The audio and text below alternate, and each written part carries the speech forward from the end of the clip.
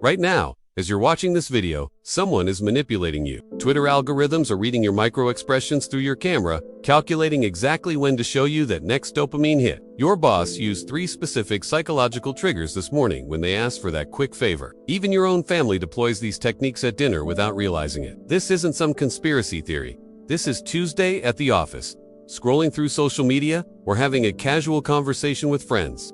Every human interaction is a power game, and you're playing it whether you know it or not. There's a banned book that exposed these manipulation tactics so effectively that the elite panicked and made the author's name synonymous with evil itself. But what if learning these rules isn't about becoming a manipulator? What if it's about never being manipulated again? Why did your toxic coworker get promoted over you? Hint, it's not talent and it's not luck. Why do narcissists seem to effortlessly rise to the top while genuinely good people get overlooked, undervalued, and stepped on? Why does being honest and authentic often feel like a losing strategy in a world that rewards the opposite? You've been told that being nice, playing fair, and trusting others is the path to success. Your parents told you this, your teachers reinforced it. Society celebrates these values publicly, but look around you. At work, in politics, in your personal relationships, on social media, the people who get what they want aren't the nicest ones. They're not the most qualified. They're not even the most intelligent. They're the ones who understand something you don't, something that's been hidden from you your entire life. You've been playing by kindergarten rules in a game where everyone else knows the real playbook. Here's the brutal truth. There's a psychology of power that operates in every human interaction, and your ignorance of it is exactly what keeps you powerless, frustrated, and wondering why life feels so unfair. Florence, Italy, a man sits in exile, his political career destroyed, his reputation in ruins, his life's work seemingly meaningless. Machiavelli had witnessed the collapse of the Florentine Republic. He had seen how naive idealism crumbled against ruthless pragmatism. He had watched good people fail and terrible people succeed, over and over again. As he sat in his small cottage, observing the political chaos around him, he made a decision that would change history forever. He would write the truth. Not the truth people wanted to hear, but the truth about how power actually works. Not the fantasy version they teach in schools, but the brutal reality of human nature. The result was The Prince. Not a guide for tyrants, but the first honest manual about how humans actually behave when they want something. For the first time in history, someone was pulling back the curtain on the theater of power, exposing the psychological principles that ambitious people had been using in secret for millennia. The reaction was immediate and violent. The Catholic Church banned the book Politicians, publicly condemned it while privately studying every word. The word Machiavellian became synonymous with evil manipulation. But why? What was so threatening about understanding how power actually works? Because once you see these principles, you can't unsee them. Once you understand the psychology behind manipulation, you become immune to it. And those who benefit from your naivety, your boss, your politicians, your media, the algorithms that control your attention, they need you to believe the world runs on fairness. While they operate on psychology, they need you to remain naive, compliant, and confused about why the rules you were taught don't seem to work in the real world. Here's what Machiavelli discovered that terrified the establishment. First, strategic unpredictability. Most people try to be consistent, reliable, predictable. They think this builds trust and respect. But here's what actually happens. Predictable people become boring, taken for granted, easily manipulated. They become furniture in other people's lives. The person who occasionally says no when they usually say yes, who sometimes withdraws when they usually engage, who breaks their own patterns in small but noticeable ways. This person creates psychological tension. Others start paying attention. They become curious. They invest mental energy trying to figure them out. Think about the most magnetic people you know. They're not the most consistent. They're the most intriguingly inconsistent. The friend who's usually available, but sometimes mysterious. The colleague who's generally agreeable but occasionally pushes back. The leader who's typically approachable but maintains moments of distance. This isn't about being fake or manipulative. It's about understanding that human psychology is wired to notice change, to pay attention to what's slightly unpredictable, to value what requires effort to understand. Second, emotional distance. Ever notice how you text back immediately, but they take hours? That's not playing games. That's understanding scarcity psychology, the most basic principle of human psychology. We value what requires effort to obtain. When you're always available, always agreeable, always putting others first, you're actually training people to take you for granted. Not because they're bad people, but because humans psychologically value what they have to work for. The person who maintains their own interests, who has boundaries, who doesn't immediately respond to every request, they create a dynamic where others invest more energy in the relationship. They become more valuable because they're not desperately trying to be valuable. This applies everywhere. The employee who doesn't work overtime every time creates more respect than the one who always says yes. The friend who has their own life is more interesting than the one who's always free. The romantic partner who maintains some mystery is more attractive than the one who's completely transparent. Third, perception management. Power isn't about force. It's about controlling what others perceive. The most effective leaders aren't necessarily the strongest or the smartest. They understand how to shape narratives, manage impressions, and control the stories people tell themselves. That mediocre manager controlling brilliant employees, they understand that competence without visibility is worthless, while visibility with adequate competence is powerful. They know how to make their contributions obvious and their failures invisible. They understand that people judge based on perception, not reality. Watch how successful people operate. They don't just do good work, they make sure their good work is seen by the right people at the right time. They don't just solve problems. They solve visible problems that matter to decision makers. They don't just avoid mistakes, they avoid being associated with failure even when it's not their fault.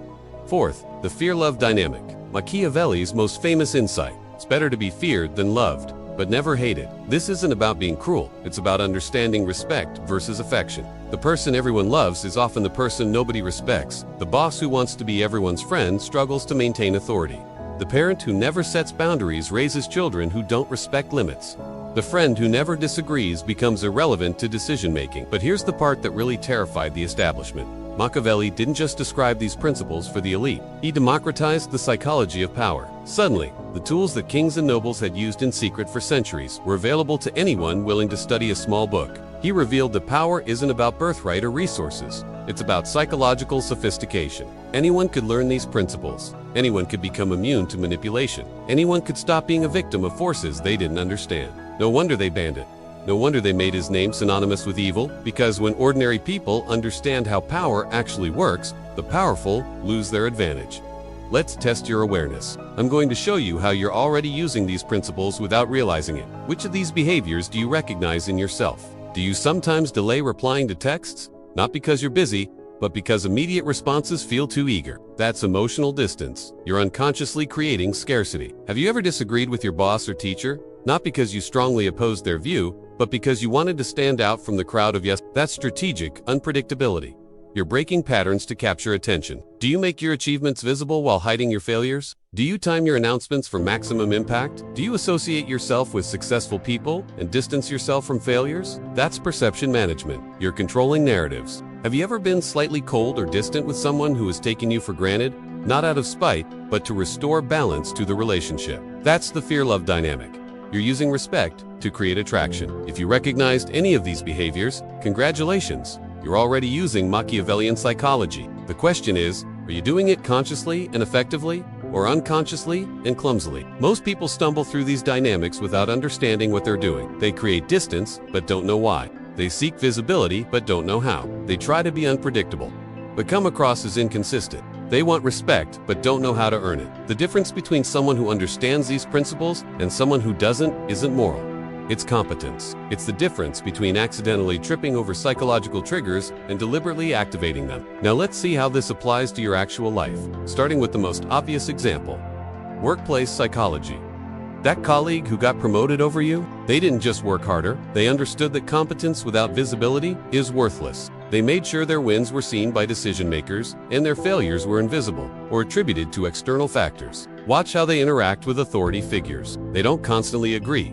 That's the behavior of someone desperate for approval. Instead, they occasionally disagree in small, safe ways that demonstrate independent thinking. They understand that people in power are surrounded by yes-men, so the person who offers thoughtful pushback becomes valuable. They also understand timing. They don't just present ideas, they present the right ideas at the right moments to the right people. They don't just solve problems, they solve visible problems that matter to people who control their career advancement. And notice their relationship with failure. When something goes wrong, they're never the obvious culprit. They've created enough distance from potential disasters while staying close enough to potential successes. This isn't about being sneaky, it's about being strategic. Social media manipulation. Ever notice how you keep checking for likes, comments, shares? That's intermittent reinforcement. The same principle casinos use to create addiction. But here's what's really happening. Social media platforms are using Machiavellian principles against you. They create artificial scarcity with limited time content. They use social proof by showing you what's popular. They leverage your fear of missing out. They create unpredictable reward schedules that keep you engaged. They're not accidentally addictive. They're deliberately designed using psychological principles that were documented centuries ago. But the people who actually gain influence on these platforms, they understand the game. They're not just being authentic, they're creating curiosity gaps, making themselves seem slightly unattainable, carefully managing what they reveal and what they hide. The most successful influencers don't post constantly. They post strategically. They don't respond to every comment immediately. They create content that makes people invest emotional energy. They understand that complete transparency makes you boring, while strategic mystery keeps people engaged. Dating and relationships.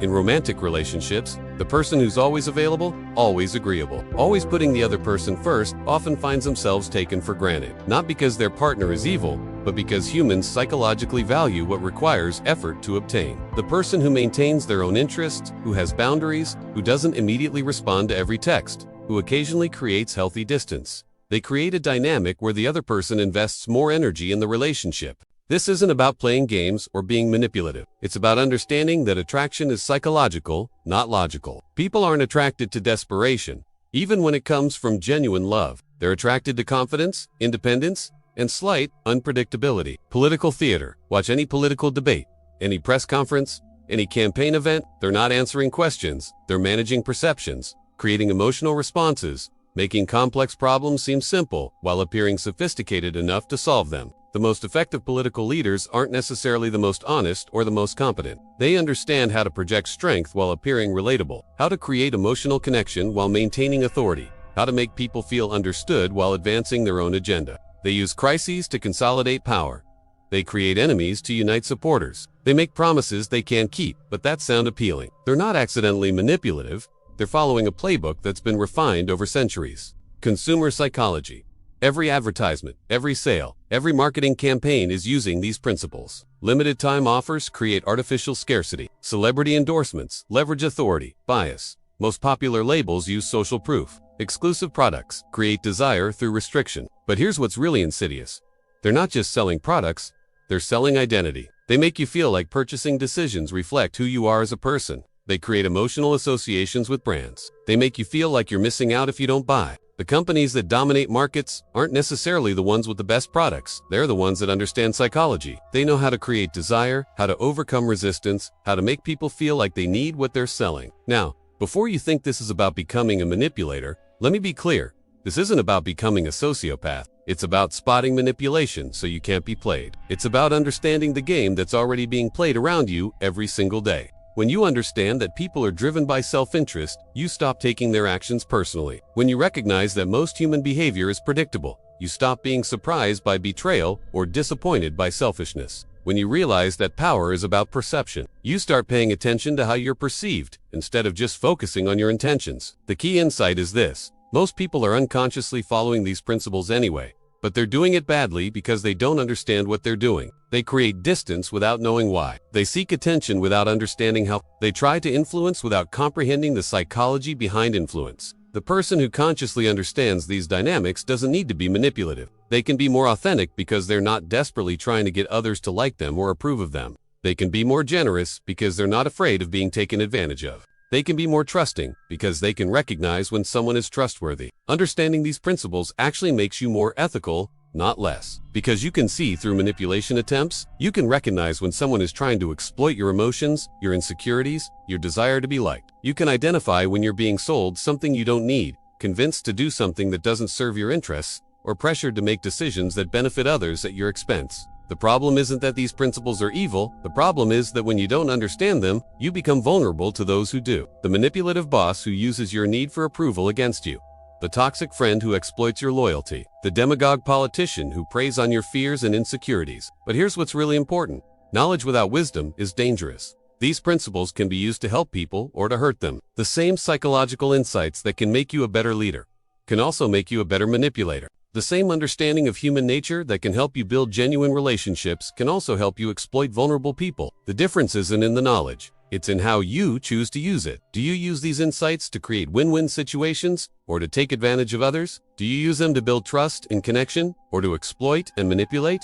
Do you use them to help people make better decisions or to trick them into making decisions that serve your interests? This is why studying Machiavelli isn't just about learning psychological principles. It's about developing the wisdom to use them responsibly. This connects to the broader pattern we've been exploring on this channel. and it's crucial that you understand what's really happening here. Throughout history, knowledge that gives people power over their own lives has been systematically suppressed, demonized, and hidden from the masses. Just as Wilhelm Reich's insights about emotional armor and the nature of authority were banned and burned, just as consciousness, researchers like Timothy Leary were imprisoned for their discoveries. Machiavelli's psychological observations were condemned, not because they were false, but because they were true. The establishment, whether political, religious, or corporate, has always benefited from your psychological naivety. They need you to believe that the world operates on fairness, that good intentions are enough, that playing by the rules guaranteed success. They need you to trust institutions, defer to authority, and assume that people in power have your best interests at heart. Because while you're following these comforting illusions, while you're playing by the rules they taught you in school, while you're being nice and fair and trusting, they're following the actual principles of human psychology. They're using your own psychology against you. This is why Machiavellian became a dirty word. Not because the principles don't work, but because they work too well. When people understand how power actually operates, they become much harder to control. They stop being impressed by empty charisma. They start recognizing manipulation tactics. They become more selective about who they trust and why. They stop believing that their boss has their best interests at heart. They stop assuming that politicians are telling the truth. They stop trusting that institutions are designed to serve them. They start asking uncomfortable questions about why the world is organized the way it is and who benefits from that organization. But here's what's really dangerous about this knowledge. It reveals that most of the social rules you've been taught are designed to keep you compliant, not to help you succeed. Be nice to everyone. Keeps you from setting boundaries. Always be honest. Makes you predictable and vulnerable. Don't rock the boat prevents you from advocating for your own interests. Trust, authority, stops you from questioning decisions that affect your life. The people who succeed, who build the companies, win the elections, create the movements, accumulate the wealth, they understand that these rules are for other people. They're polite when politeness serves their purposes. Honest when honesty is strategically advantageous, and diplomatic when diplomacy gets them what they want. They're not evil. They're just not naive. They understand that the world is a competitive place, where resources are limited and people are self-interested. They've learned to navigate this reality effectively instead of pretending it doesn't exist. And here's the most important part. This knowledge is being actively suppressed, because widespread psychological sophistication would fundamentally change society. Imagine if everyone understood how advertising worked, how political propaganda functioned, how authority figures maintained control. Imagine if people couldn't be manipulated by fear, couldn't be controlled by shame, couldn't be exploited by their own psychology. The current system depends on your ignorance. It depends on your compliance. It depends on your willingness to follow rules that don't serve your interests, while others follow rules that do serve their interests. This is why studying suppressed knowledge isn't just intellectually interesting, it's practically liberating. It's why we explore these ideas on this channel, because understanding how the world actually works is the first step toward changing your place in it. The choice is yours. Keep playing by kindergarten rules in an adult world, or learn the psychology that actually governs human behavior. Remember, Machiavelli didn't create these principles. He simply observed and described them. They exist whether you acknowledge them or not. The question is whether you'll continue to be unconsciously influenced by them, or whether you'll develop the awareness to use them consciously and ethically. Subscribe, comment below.